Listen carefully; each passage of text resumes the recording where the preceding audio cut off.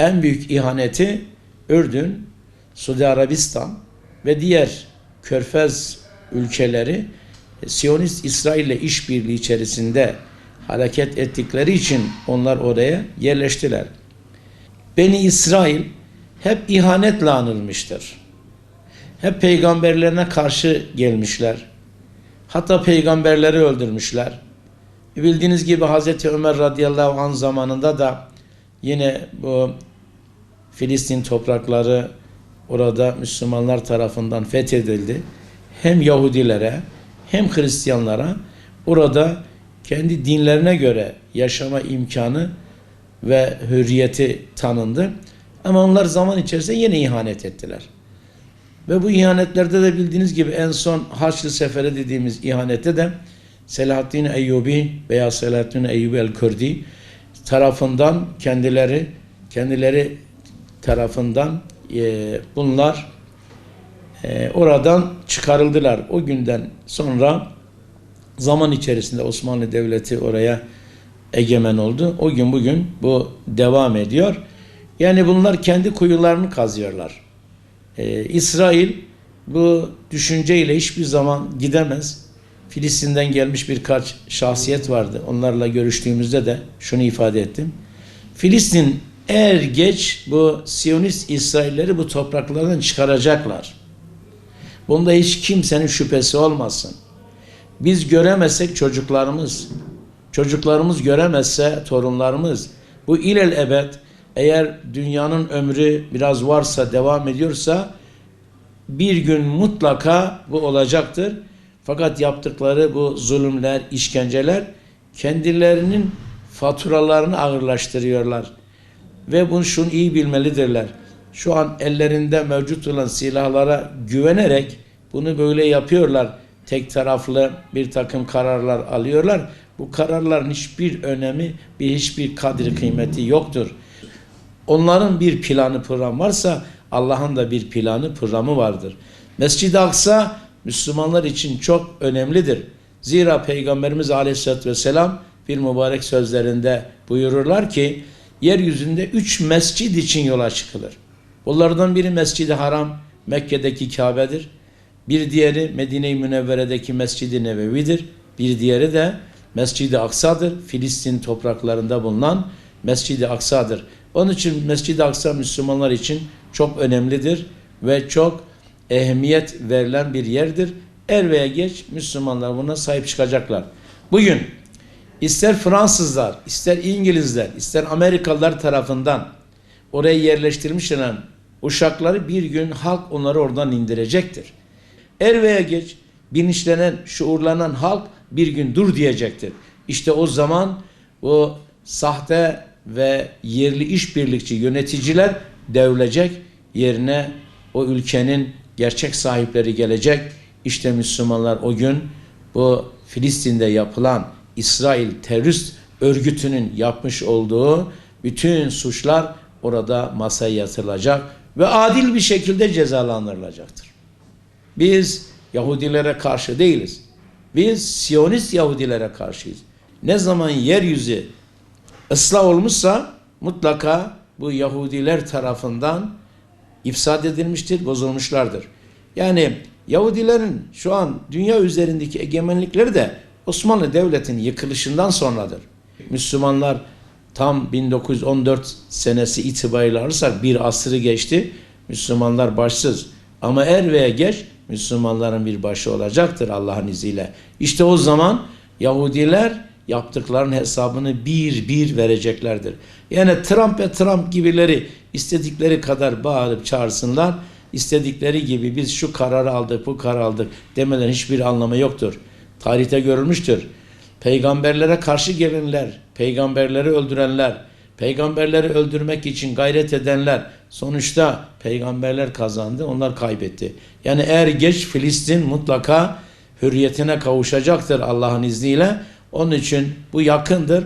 Ben şahsen bir Müslüman olarak böyle inanıyorum ve bu alınan kararların da hiçbir değeri yoktur, hiçbir kıymeti yoktur. Varsın Arap ülkelerindeki o halktan kopuk yöneticiler istedikleri kadar açık veya gizli bu Siyonist İsrail'le veya Siyonist bu Trump'la bir ilişki içerisinde olsun, bunun hiçbir anlamı yoktur. Er geç Filistin kurtulacaktır. Müslümanlar yeryüzünde oldukları müddetçe Filistin mutlaka bir gün hürriyetine kavuşacaktır. Bu uğurda mücadele edenlere selam olsun. Tüm Filistinli kardeşlerimize de selam olsun. 2 gün mücadele vardı. Biri aktif, biri pasif. Şimdi aktif mücadele devletlerin işidir. Halkların işi ise pasif direniştir. Yani nasıl ki bugün Filistin'deki kardeşlerimiz şehit oluyorlar ama hiçbir zaman teslim olmuyorlar. Yani o büyük silahlar ellerinde oldukları için kendilerini güçlü görüyorlar. İnanın ki onlar geceleri yatamıyorlar. Gece hep rüya görüyorlar. Çünkü zulmediyorlar. Pasif direniş devam etmeli. Halklar elinde kalemi olanlar kalemiyle, imkanı olan hatipler hitabeleriyle, halkımız mitingleriyle, yürüyüşleriyle, basın toplantılarıyla ayakta olduklarını, Filistinlerin yanında olduklarını beyan etmelidirler. Zalimlerin en çok korktukları şey birilerinin onun karşısında sen zalimsin demeleridir. Yani hiçbir şey yapmazlarsa bile her yerde Müslümanlar şunu haykırmalıdırlar. Evet, İsrail zalimdir. Er veya geç zalimler yaptıklarının cezasını çekeceklerdir. Rabbimiz buyurur ki sizin elinizle Allah onlara ceza vermek istiyor. İnşallah halklar, Müslüman halklar, ümmetimiz bu bilinç ve şuura erdiği zaman Allah'ın izniyle işte o gün Filistin hürriyetine kavuşacak, bağımsızlığına kavuşacak ve oraya dünyanın dört bir tarafından getirilmiş Siyonist Yahudiler geldikleri yerlere tekrar gidecekler. Bu da halkı Müslüman olan ülkelerdeki halkın, ümmetimizin mukavemetine bağlı, mücadelesine bağlı, gayretlerine bağlı, başlarındakilerini İsrail'e karşı tutum almaya zorlayabilirler. Yani onun için Müslüman insanlarımız elimizde bir şey gelmiyor demesinler. Elimizde dua etmek geliyor. Elimizde bunlar zalimdir demek geliyor. Elimizde kalem varsa bunların kötülüklerini yazmak gelir. Elimizde bunları protesto etme şeklinde yürüyüşler, mitingler, basın toplantıları yapılmalı.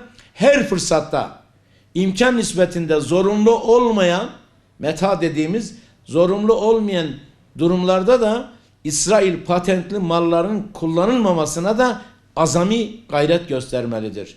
Ve bunun için de Müslüman gençlerimizin ilimle mücehhez bir hale getirilmesi ve günümüz ilmini, teknolojisini genç kardeşlerimize öğretmek için gayret etmeliyiz. Diyarbakır'da olsun, İstanbul'da olsun, ülkemizin çeşitli yerlerindeki yürüyüşler, mitingler, basın açıklamaları olsun.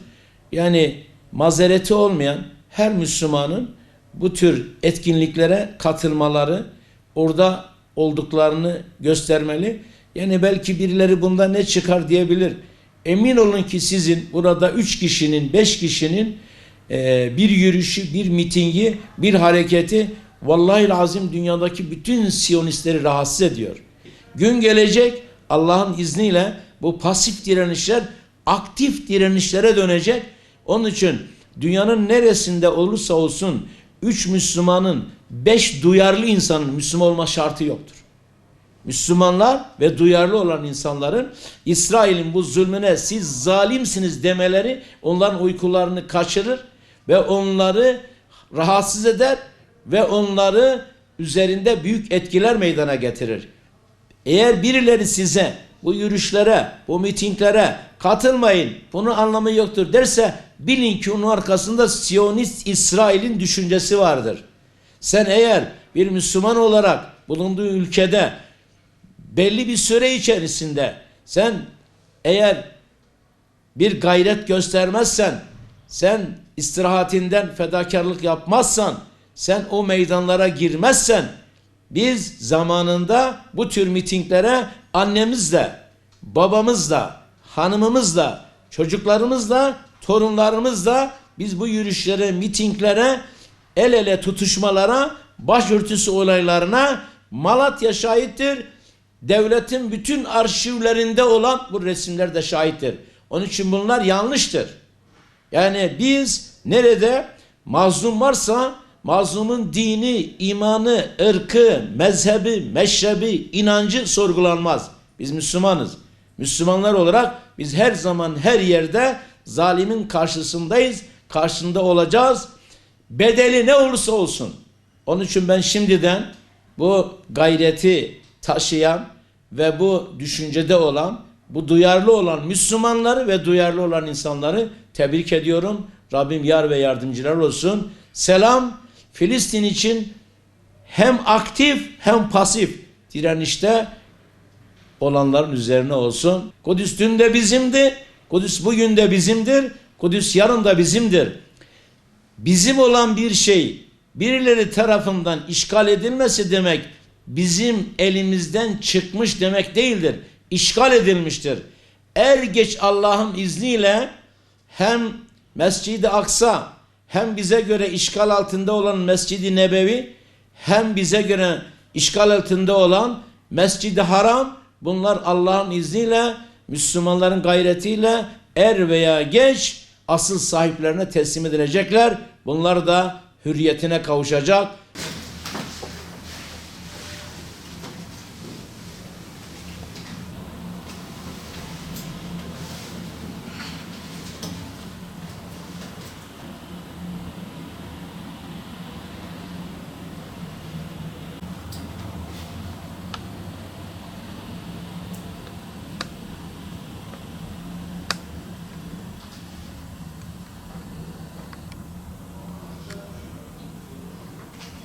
Allah razı olsun. Tabii Kudüs Müslümanların kutsal bir beldesi. Allah Subhanahu ve Teala'nın mübarek kıldığı bir belde. Yani İsra suresinde de Allah Subhanahu ve Teala ifade ediyor. Bir kulu Muhammed'i bir gece Mescid-i Haram'dan Mescid-i Aksa'ya, etrafını mübarek kıldığımız Mescid-i Aksa'ya ulaştıran Allah noksan sıfatlardan münezzehtir. Dolayısıyla Kudüs Müslümanlar için Allah'ın mübarek kıldığı bir belde olduğu günden itibaren, Hazreti Ömer tarafından fethedildiği günden itibaren Müslümanların toprağıdır. Yahudilerin ya da Hristiyanların, Nasranilerin toprağı değildir. O toprak üzerinde söz sahibi olacak olanlar ancak Müslümanlar, İslam olması gerekir. Bu anlamda Kudüs denilince, Filistin denilince bütün Müslümanlar o beldenin mübarek olması açısından daha büyük bir hissiyatla o meseleye duyarlılık gösteriyorlar. Trump'ın açıklamasından, Netanyahu ile beraber yaptığı açıklamadan sonraki Müslümanların tepkisi gerçekten önemli. Bu bize şunu gösteriyor. Müslümanlar üzerinden 100 yıl da geçmiş olsa ya da Müslümanların sahipsizliği 100 yılda olmuş olsa, Müslümanlar işgal, sömürü yaşamış olsalar da Batılılar tarafından kontrol edilemiyorlar ve Müslümanlar İslami değerlerini, kutsal beldelerini, İslam'a olan kıymetlerini unutmuyorlar, bir şekilde ortaya çıkarıyorlar. Sonuçta Müslümanlar meydanlara indi elhamdülillah. Bu daha da güçlü olarak inmesi gerekir. Bütün İslami sivil toplum kuruluşların, hatta bu meselede Diyanet'in bir duyarlılık göstermesini beklerdik. Her meselede açıklama, izahat yapan Diyanet'in bu meselede de bir duyarlılık göstermesini beklerdik. Bu anlamda Müslümanlar üzerlerine düşen görevi yerine getirdiler. Ama nedir? Müslümanlar meydanlara spor olsun diye inmiyorlar. Hobi olsun diye inmiyorlar. O toprakların İslam'ın ve Müslümanların toprağı olduğunu göstermek, anlatmak, ifade etmek için iniyorlar. Bunu da kafir Trump'a ya da Yahudi varlığı başkanı Netanyahu'ya söylemeyecekler. Müslümanların meydanlardaki tepkisi, evet, batılı kafirlere, Amerikan kafirine ya da Yahudi varlığı lideri Netanyahu'ya, ama aynı zamanda bu mübarek beldeye sahip çıkacak olan İslam beldelerinin yöneticileri, İslam beldelerinin orduları, Müslümanların çağrıları İslam beldelerinin yöneticilerine ve ordularına da olmalı. Yani harekete geçecek olan Müslüman beldeler. Yoksa biz biliyoruz ki kafirler o toprağı, Kudüs toprağını, Filistin toprağını ilelebet Yahudilerin orada egemen kılmaları için bu anlaşmaları, bu açıklamaları yapıyorlar. O topraklarda Müslümanların, Filistinlilerin hiçbir egemenlik hakkı, İslam'ın hiçbir izi kalmasın diye uğraşıyorlar.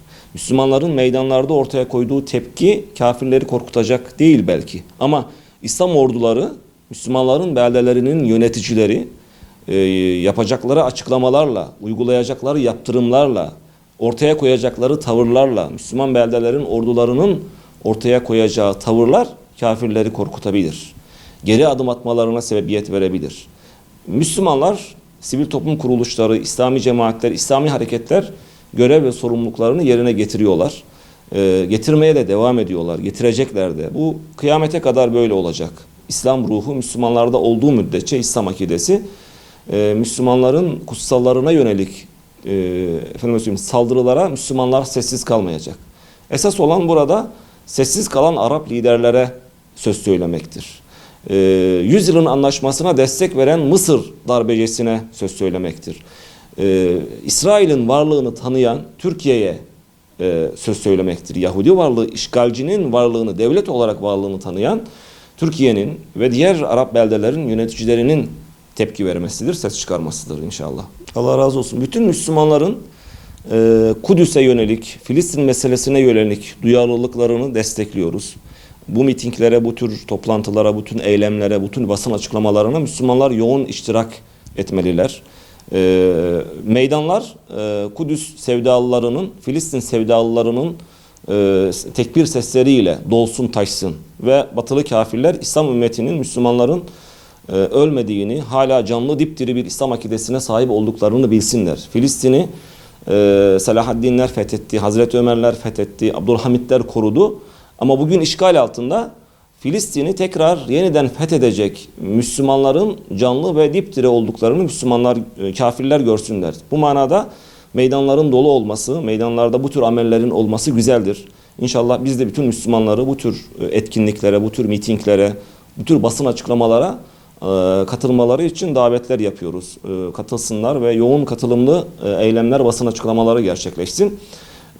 Ve Kudüs'ün bizim olduğunu ve kıyamete kadar da bizim kalacağını, Kudüs üzerinde ne Nasranilerin ne de Yahudilerin hiçbir hak talep etmelerine müsaade etmememiz gerektiğini de meydanlarda Müslümanlar haykırsınlar. Kudüs bizimdir, bizim kalacak. Her ne kadar Trump değil 1000 yıllık, 100 yıllık, 1000 yıllık anlaşmalar da yapsa, beraber kameraların karşısında poz vererek bu anlaşmaları ilan da etseler, Müslümanların bu tepkileri, canlı tepkileri, diri tepkileri İslam beldelerindeki sessiz ve suskun yöneticileri de harekete geçirecektir.